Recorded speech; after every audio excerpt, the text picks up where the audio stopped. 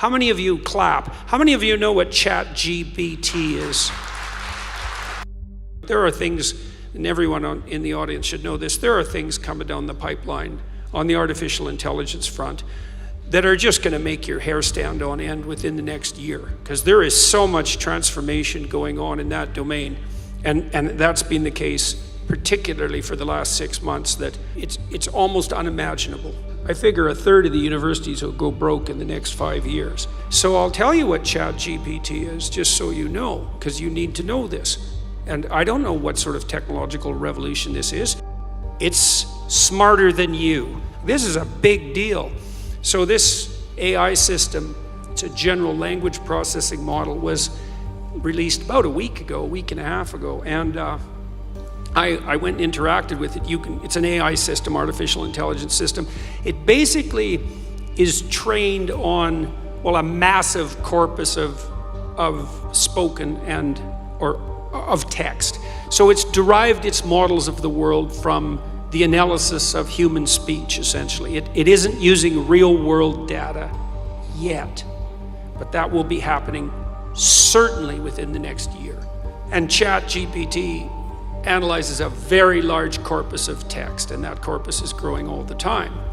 Now, it's already sophisticated enough. I went on to it last week and I said, okay, some of you know I've written these books, 12 Rules for Life, and then Beyond Order, 12 more rules, because, you can't have enough rules.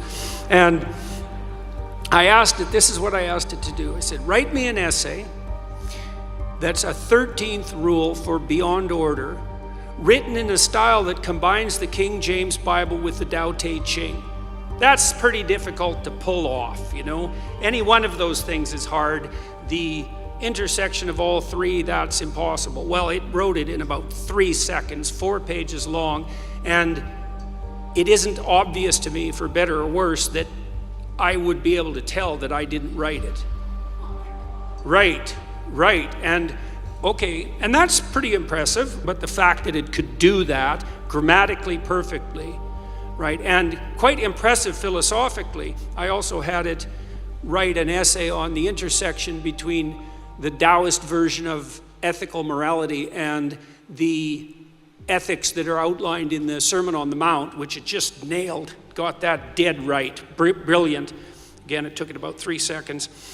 There was a computer engineer who purported to work for Tesla. He asked ChatGPT, he said, look, I work for Elon Musk, but I haven't been doing much for the last week, so I need you to write me 10 bullet points about what I probably would have done as a engineer at Twitter. What 10 things did I do last week that were productive and valuable? And if you don't mind, write me the accompanying computer code that goes with each project. And it did that too, 3 seconds, and the computer code works. Right, and so that's already there. So then a university professor did this. He thought, that's interesting. Any student will be able to write any essay on any topic with ChatGPT. And someone gave it an SAT, by the way, and it scored about as well as the average student in a well-functioning public university. So that's how smart it is. So that's basically an IQ test.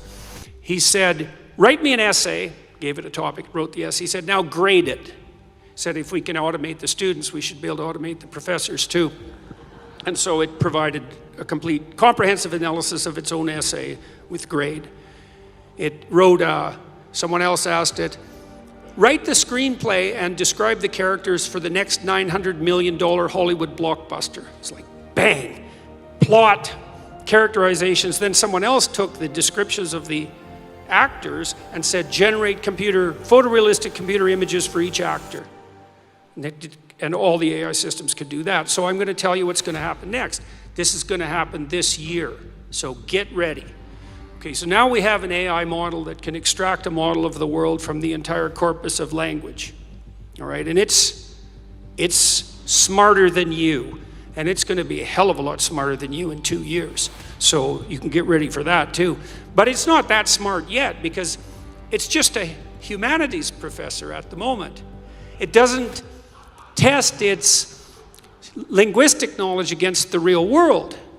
That's what a scientist does, right? You come up with a theory that's linguistically predicated, and then you throw it against the world and see if it sticks. And then the world tells you whether or not your linguistic construction is valid. But the new AI systems will be able to extract out patterns from the world itself, from images and so forth, and then be able to test their linguistic constructions against the world, and so they'll practice just like scientists. And the most advanced models are going to use text and image and action as well, because they'll be able to model human action. And all of that's going to come down the pipes within the next year. So hang on to your hats, ladies and gentlemen, because what did my friend Jonathan Pajot say? Giants are going to walk the earth once more.